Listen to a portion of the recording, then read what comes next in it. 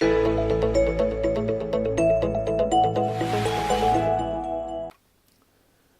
Yerushalayim challenges our imagination in many ways, in part because the war has undergone a lot of revisionism and people look back at it in ways that are inaccurate, in part because, unfortunately, it has shrunken to a day which many parts of our country and our nation don't celebrate. The sweep is very much, unfortunately, limited to national religious Jews. But it's also challenging because there are three different layers to Yom Yerushalayim, and sometimes they become conflated, and we don't pay sufficient attention to each independent and autonomous reason. And there are many people who would say Hallel on Yom Yerushalayim in ways that they wouldn't on Yom Ha'atzmaut because of some of these layers. So today, that's a 3-in-1 experience. The first part of the day has little to do with Yerushalayim, little to do with the consequences of Yom Yerushalayim. It should really be called Yom Milchemet Sheshet Hayamim. In 1967, 19 years after Atzmaut, and 21 years after the Holocaust, 22 years after the Holocaust, General Nasser threatened to hurl the Jews into the sea. He evicted the UN from the Suez Canal. The furthest thing from the minds of Israeli citizens and generals was returning to Yerushalayim or returning to the historical and biblical corridor of Shechem and Beit Lechem and Gush Etzion. They were digging mass graves in parks. Women and children were being sent back on planes to England, to the United States for safety. People feared 80,000, 90,000 casualties, but maybe the state will be intact. And many people who are of that age remember the gallows humor, the last person to leave Ben Gurion should shut the lights. There were no bomb shelters, and the cockiness and the scoffing of our Arab neighbors, much like we hear today. People went down in Tel Aviv in the early days of the war to their basements. There were no bomb shelters. At least in a basement, you stand a 50-50 chance of survival. And the miracles and the rapidity and the Yeshua, just even the words, 6-day war. What wars are fought in 6 days? They're studying the military tactics of those wars in West Point as we speak. That's how significant and dramatic the Yeshua Hashem was. People came out of their basements the first day of the war and heard that there's no longer an Egyptian Air Force. We had begged with the Jordanians, stay out of this war. This is not your war. We have no interest in a third front. We're fighting the Egyptians to the south, the Syrians to the north. And we begged King Hussein, don't enter this war. But that day, HaKadosh Baruch Hu intervened in the hearts of man, and General Nasser sent a telegram to King Hussein that the Egyptian divisions are marching on Ashdod and Ashkelon, and the Jordanians should join to enjoy their part of the war booty. And of course, Egyptian divisions were being circled in Sinai in surrender and defeat. And somehow Hussein joined the war. And within days, images and realities that we couldn't even think of or imagine, even generals whose responsibility it is to think out of the box and to get into a war plan for every possibility, as remote as it may be. You couldn't even imagine returning to Yerushalayim, to Har HaBayis.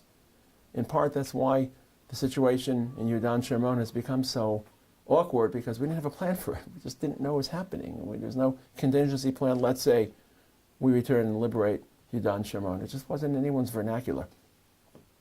So before thinking about where we return to and the pivot of Yerushalayim and the revisionism of this war of the last 50 years, it's just simply a chance, and that's why many people say Hallel, because the drama and the triumphant victory and the Me'yagon L'Simcha Me'afel Li Gadol, you can't think of a pasuk that could more appropriately capture the regnant thought during the weeks leading up to the 6-day war.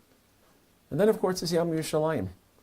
And the return of Jews to Yerushalayim is an iconic moment in ways that far surpass 1948. 1948, the world was all too happy to relieve their conscience, to solve the refugee problem, to offer a parceled land to a ravaged people, just to find some place for the refugees to settle and to somehow reverse the horrors of the Holocaust.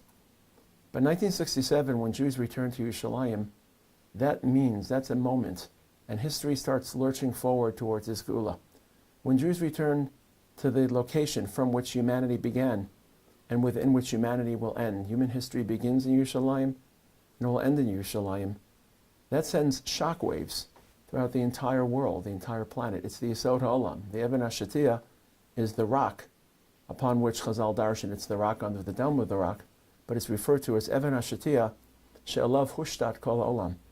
The entire world was built or pivoted upon Yerushalayim because that's where humanity was forged from. And ironically, the only mention in Tanakh of the word and of the phrase Yom Yerushalayim is in Tehillim describing the Romans ransacking Yerushalayim. Zachar Hashem is Yom Yerushalayim, Haomrim Aru Aru. Why were the Romans so aggressive? They captured many cultures and many empires. Why did they raze the land and salt the ground and chase the leadership of Yerushalayim and kill them mercilessly? Because they realized this. Ad HaYisod Ba. They realize it's the Yisod. The word Yisod is similar to the word Even Shatiyah. They realize Yerushalayim is the source of humanity, the source of history. And when Jews returned to Yerushalayim 50 years ago, into the corridor surrounding Yerushalayim, to this biblical corridor stretching from Shechem in the north to Beersheba in the south, that's where history unfolded. And every single person knows that history has changed. Subconsciously, in Kohet, most people who were opposed to the Jewish presence in Yerushalayim couldn't articulate it as such. Chazal tell us that in Shir HaShirim, the nations of the world are referred to as Benos Yerushalayim.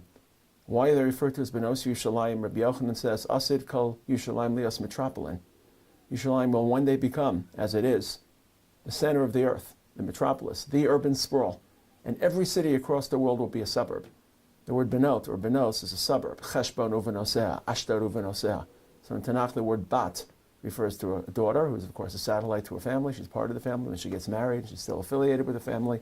And Benos Yerushalayim, they may not know it, but they feel it and they sense it. And that's why in 1967, the great modern anti-Semitism reared its head, by and large, for the 19 years between 48 and 67. By and large, although we were diplomatically isolated, by and large, people were happy that the Jews were in Israel. Now you can't be apathetic to Jewish presence in Yerushalayim. Either you see it as a sign of the end of days and you celebrate that, as many non-Jews feel, or you see it as an appalling miscarriage of history that has to be opposed. But Jews in Yerushalayim is an iconic moment, and Jews returning to Yerushalayim. And it sent shockwaves to us, and it reminded us of how close we are and how close we can be to concluding history. So it's Yom Milchemet Sheshet HaYamim, and it's also Yom Yerushalayim. But there's a third dimension to the day, and that's a dimension of ripple effects. Ripple effects whose impact was felt far, far beyond Yerushalayim, far, far beyond the battlefields of Sinai, and far, far beyond the boundaries of our country in Israel. The current Speaker of the Knesset is Yuli Edelstein. This year marks the year that Natan Sharansky is stepping down from his political activity, a lifetime of heroism and courage on behalf of Jews in the state of Israel. When did all this begin?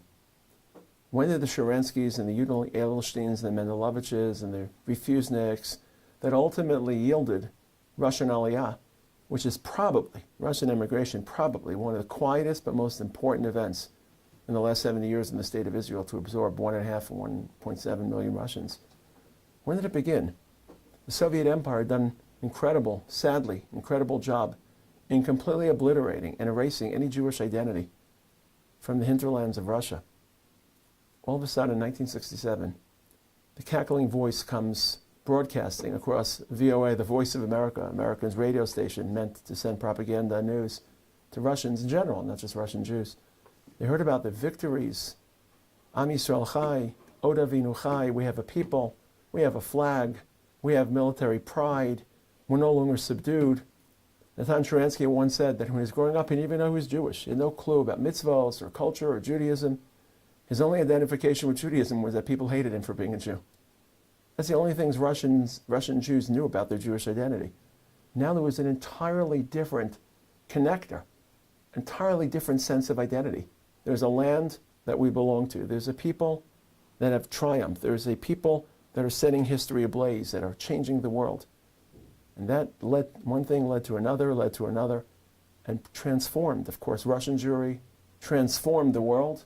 We were the people that defied the Soviet Union, and 4 or 5 years later, the Soviet Union fell, this agnostic, atheistic culture. And of course, it changed the state of Israel. The ripple effects of 67 were felt as far east as Moscow and St. Petersburg. But they were also felt westerly, because the world that we know today, the Orthodox world, the robust, vibrant world in America, in England, in Western civilization, the world of Torah, the world of Jewish pride, the world of Jewish influence. In 1950 and 1960, people assumed orthodoxy was on the ropes. People assumed that Reform and conservative Judaism would overcome orthodoxy. It was an ancient, antiquated, ossified religion of Torah and books from the old country, but this was a new world of reason, of technology, of American rugged individualism, of culture. That's the world I can still remember. I'm not old enough to have lived in that world, but I'm old enough to have remembered what that world was like and still feeling that world.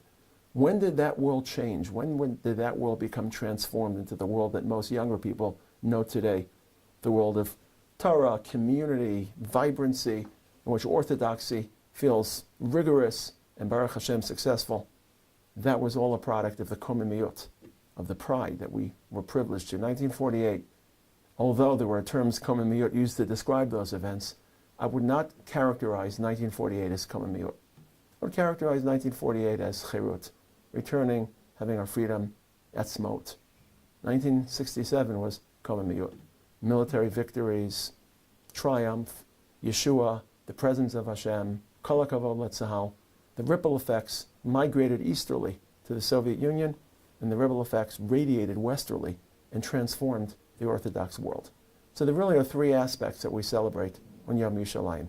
It's Yom Milchemet Sheshet Hayamim, it's Yom Yerushalayim, the Yom HaYesod, the day in which we returned to the place where we are aligned right underneath Hashem's Beis HaMikdash and Kisei Shalom Ma'ala, and of course, finally, the day that transformed Jews across the world. Yom Yerushalayim Sameach.